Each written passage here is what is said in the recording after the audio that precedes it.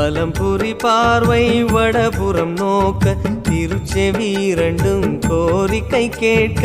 இடக்கை வலக்கை இக பரம் கணிக்க மலரும் இறைவா பதமலர் போற்றி மலை போல் வளரும் மாய கணேசா நிலையா வாழ்வில் நிம்மதி நீதா நிம்மதி அருளும் நிதர்சனம் போற்றி